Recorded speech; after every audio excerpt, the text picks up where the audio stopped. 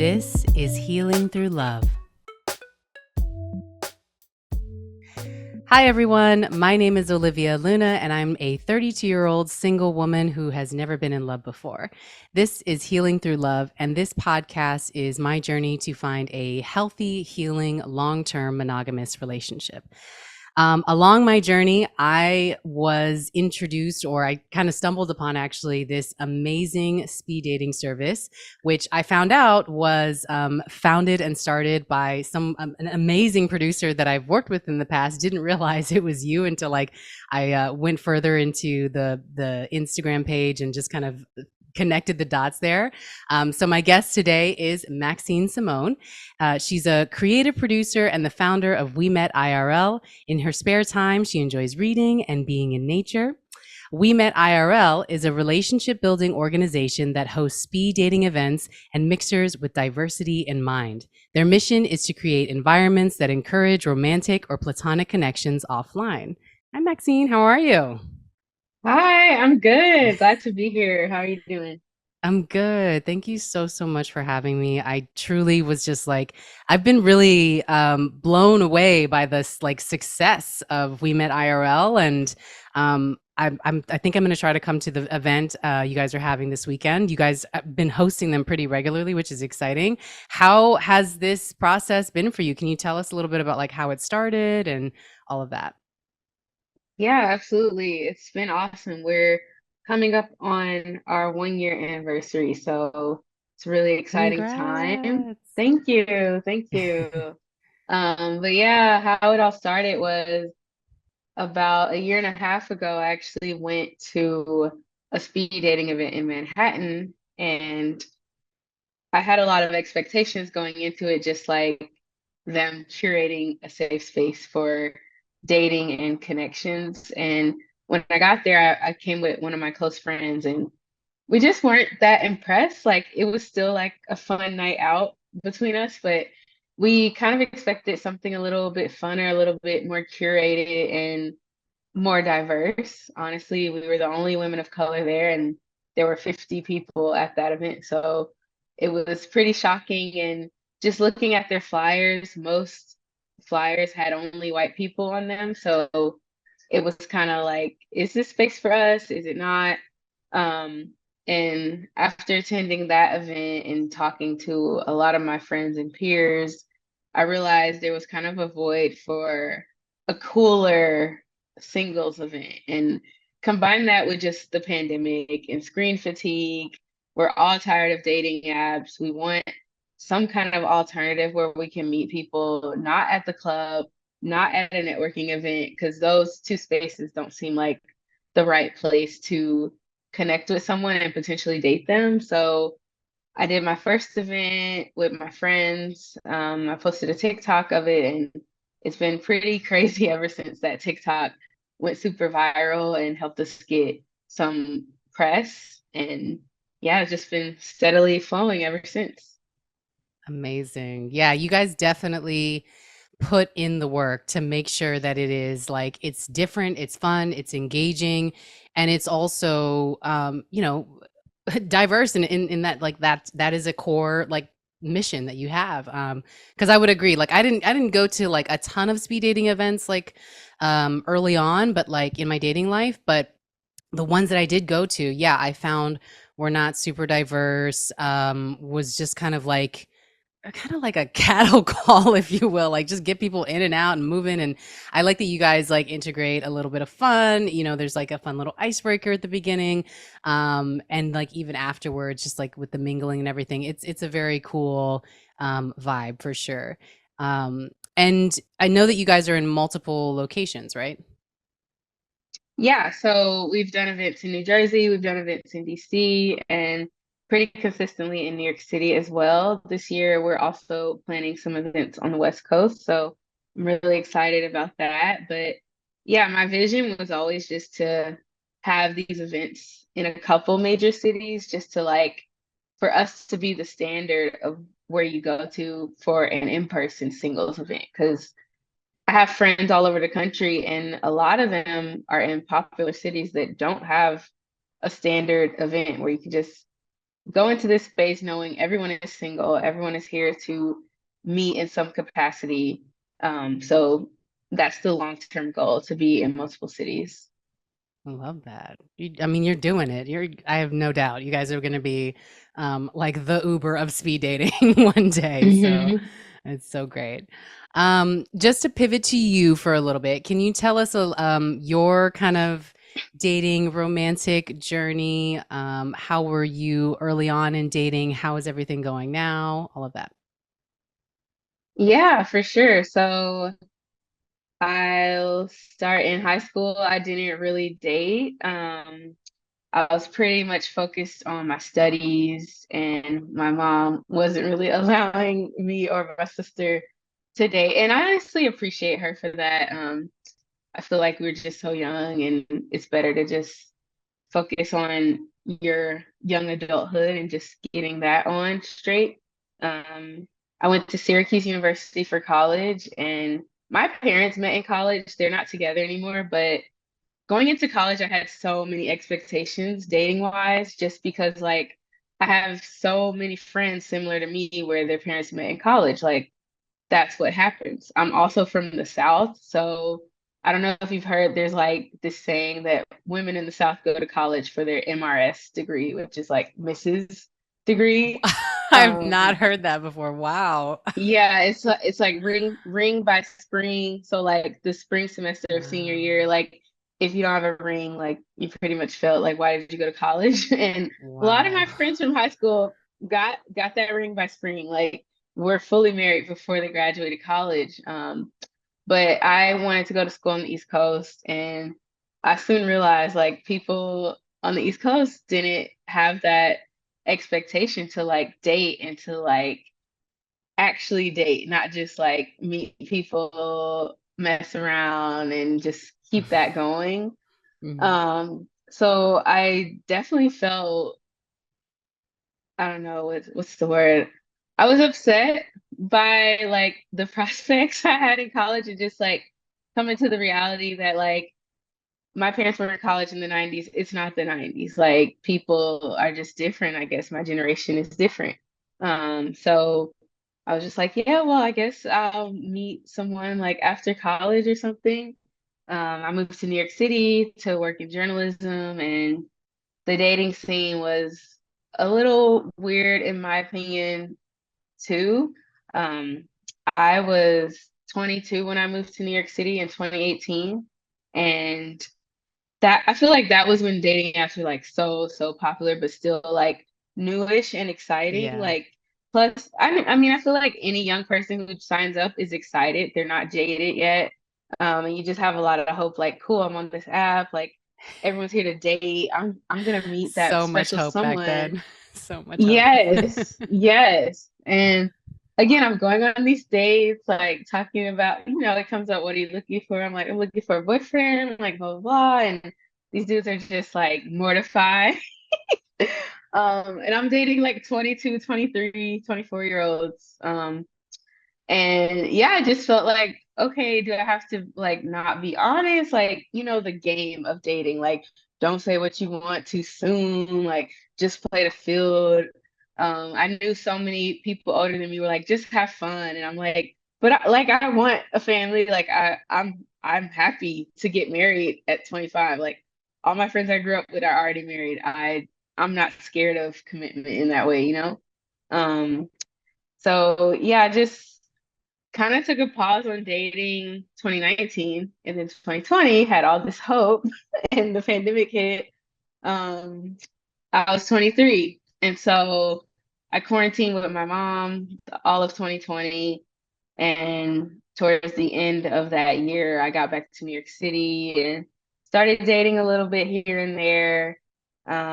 It wasn't until 2021, like the end of 2021, that I met my boyfriend. We met on a dating app. Oh, Um, wow. yeah, we've been together for a year now, and I'm very happy with that. But it's been a roller coaster, girl. Like it's hard, and Mhm. just like speed dating, it's like it's a numbers game in a way. Like you just have to meet people because you don't know if that next swipe or that next event has that person that you just might click with, and you might not. Again, like it is a numbers game.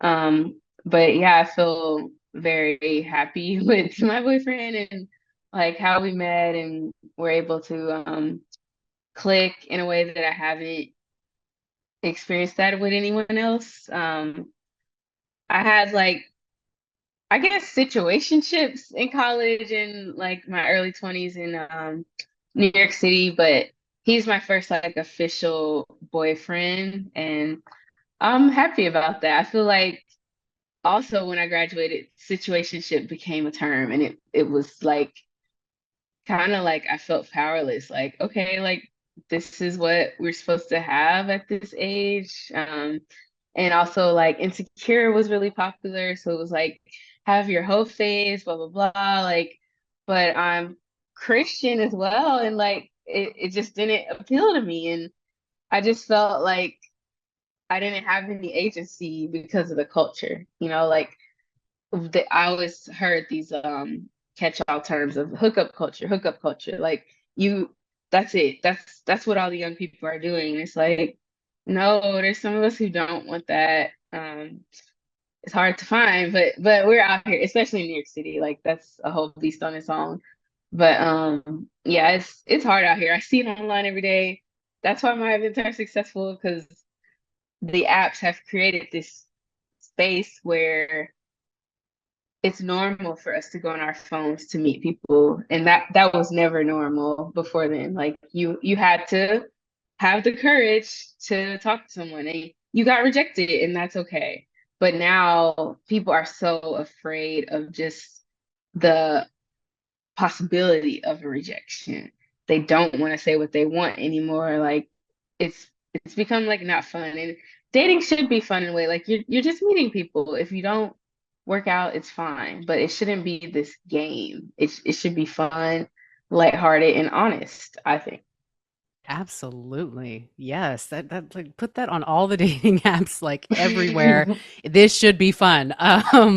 Yeah, I love what you said about like, really knowing what you wanted and like just that pressure though from the culture, the environment, society of like, you're at this age, you need to go and like have fun and commitment is the scary word and don't say relationship. And I always felt the same thing. It's like I feel like I'm a bad person for wanting a relationship or something, or I feel like I'm in the wrong place by like being on a dating app wanting to find a relationship, you know? Um, but yeah, I just think like it's important to just stay true to what you want, and I love that like you did that and you found love, and like it's great. It sounds like you're a wonderful example of like I'm sure a lot of us out there who are just like swiping and trying to win the game in some way, but the reality is you just got to like stick true to yourself. Otherwise, it's not fun. Otherwise, you just feel like you're just against yourself the whole time, against everything that you want, trying to play by whatever non-existent rules that we just make up. So yeah, I love that you just shared that. Can you talk a little bit about so now, the we met IRL experience like that. I love that like it came in at a very pivotal time, right? The pandemic, everybody was like just doing things over Zoom. We still kind of are. Um, the reaction, I guess, or the response that you guys have gotten from this like in-person experience, how was that sort of received in the beginning to now? Whenever you come up, when you have like an idea, you're so excited and you think it's genius. And then you tell your friends, and usually they affirm you as well. Um, But when I first started marketing my very first event, I had flyers and everything, and I got a lot of like big question marks from people that like, what is Mm, that? Like, why are you doing that? That's weird. Like, what is speed dating? What does that mean? Even like the venue I use, like I really had to convince the owner it was a good idea, which is so like funny to think about now because now like people are reaching out to me to host events in their space, but oh wow. that first before there was because it's like their taking a chance on me too. Like, what is this girl talking about? There's no video, there's no photos of the vibe, you know? Um, so yeah, it took a lot of planning and thinking about like, okay, I didn't like that speed dating event I went to. Why? And what could I change to make it better? And I knew I wanted to do an icebreaker or something to break the ice and like talk to people before you sit down for those speed dates because it's so intense. And the one I went to, you just like walked in the room, everyone was in their seats. Me and my friend were late. I hate to be the late ones, but we were, and they're waiting on us. But I saw people talking, and I sit next to this girl, and I was like, "Oh, did y'all start?" And she was like, "No, but some people are talking. I'm just awkward, so I'm scrolling on my phone." And I was like, "Yeah, like that's a lot of people, though. A lot of people aren't gonna be outgoing and just say, 'Hey, are you here for the event?' Like, what's up?" You know, they're not gonna. Most people aren't gonna do that. So to plan the icebreaker was super fun, and yeah, it took a lot of polls from my family, my friends, my associates. Um, but yeah, it's really become something amazing, and I'm just glad that people agree that it's a cool space to meet people. It's different, and that's why it's cool. Like you can be on this app that shoots this algorithm that is telling you the people that you should like based on whatever data they're taking from our phones and stuff. Um, but when you're in person, you don't know who this person is in front of you. You have no background about them. You just have 4 minutes to talk to them. And I think that's really fun. And it's not Yeah. something that happens anymore, especially since the pandemic. Like, we're not going to house parties as much anymore. People don't want to like club and again, like, those aren't ideal spaces to meet a potential like relationship person, you know? Mm, Um, so yeah, it's just become like the safe space I wanted to connect, make friends, make something beyond that. Who knows? yeah. But it's genuine. It feels real, and yeah, it's a good time. I agree. I mean, I had a great time the event that I went to, and I definitely think, yeah, like I said, you guys do put a lot to really making it just a fully safe and just like casual experience. It felt kind of like, after the initial awkward walking in, like, oh, what do I do? Like you guys have volunteers there who they came up to me and like started talking to me right away and just like made me feel really comfortable, like we had been freaking kikiing like for years and years. And so it felt more like a party of mutual friends or just like-minded people, where I could just like come and talk and get to know folks, as opposed to like I'm this stranger sort of walking into this space. Particularly also around the fact that like, yeah, I like we both shared, we've been to events where like we're the only people of color there. Do you feel like modern dating in general, like is it being considerate of the diversity factor of people of color, of non-binary people, even people open to different kind of relationships? Do you feel like it's a inclusive kind of sphere right now? I feel like it's constantly growing and becoming more and more considerate of like the people outside of the majority of what we think of when we see the portrayal of a relationship on television versus real life. Everyone is not that cookie cutter image, you Right. know?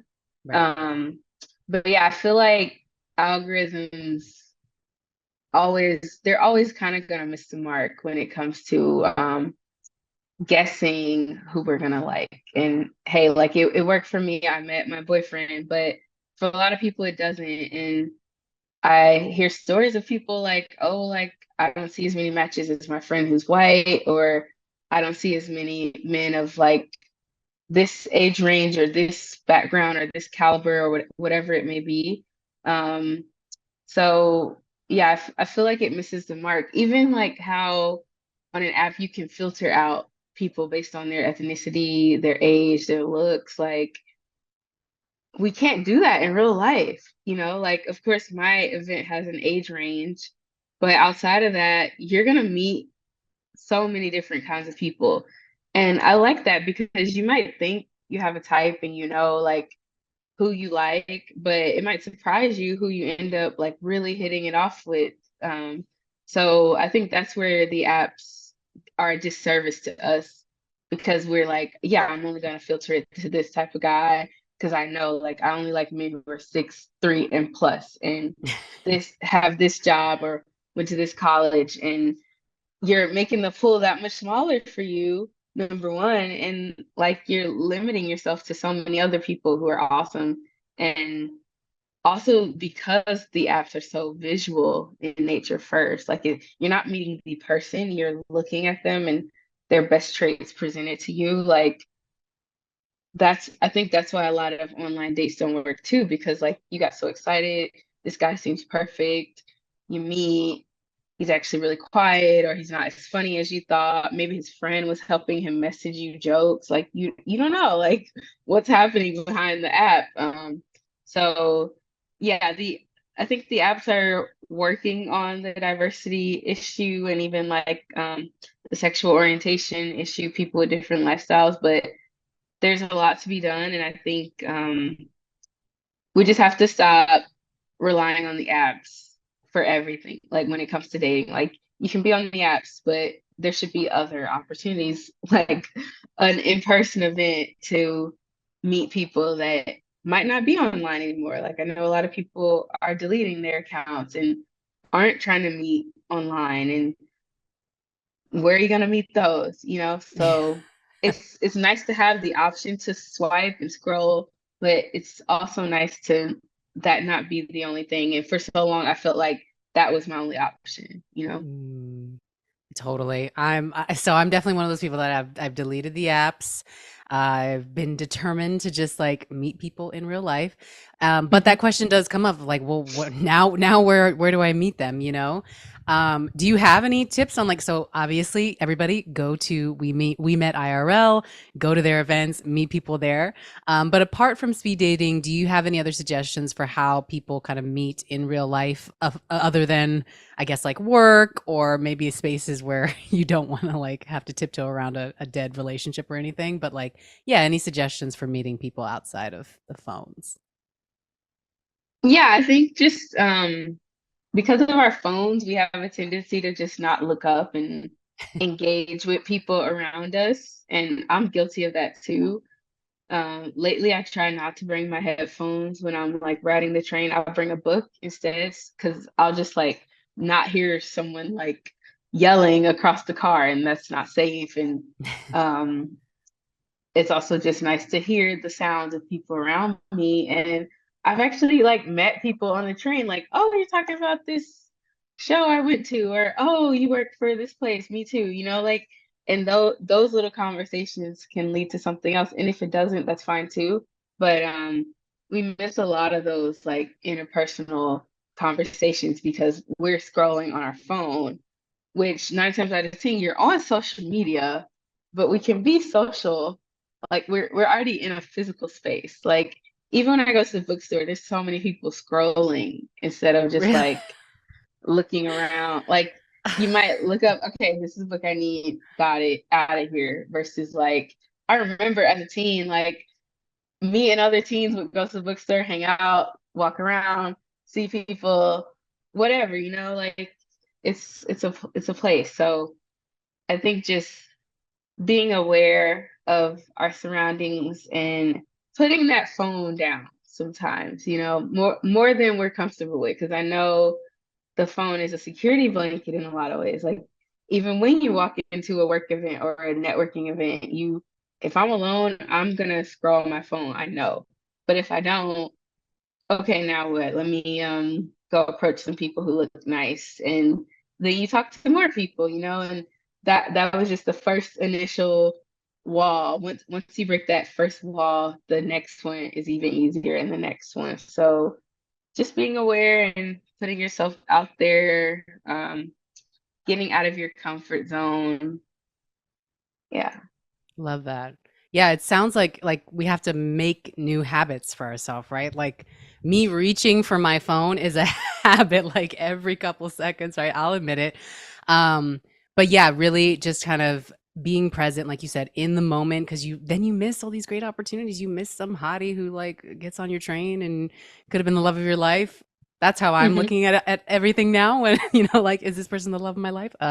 No, but like, yeah, definitely being a lot more present, really building that new muscle of like speaking to somebody, which I think an environment like a speed dating event really gives you an opportunity to practice that. I was listening to somewhere where um a lot of times that the thing that sort of like holds people up and being able to find a good partnership in dating is that they just are afraid to put themselves out there and like really just talk to people, or they don't know how to talk to people because we're a generation that grew up with technology where we kind of have other devices and aids to talk to people for us.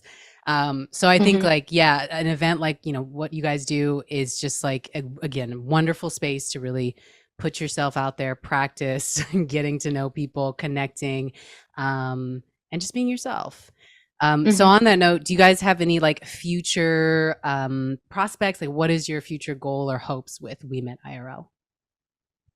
Yeah, for the future, I think just right now, expanding and growing our audience as much as we can is the main goal. Reach as many people as possible. And yeah, those West Coast events are what we're really excited for this year.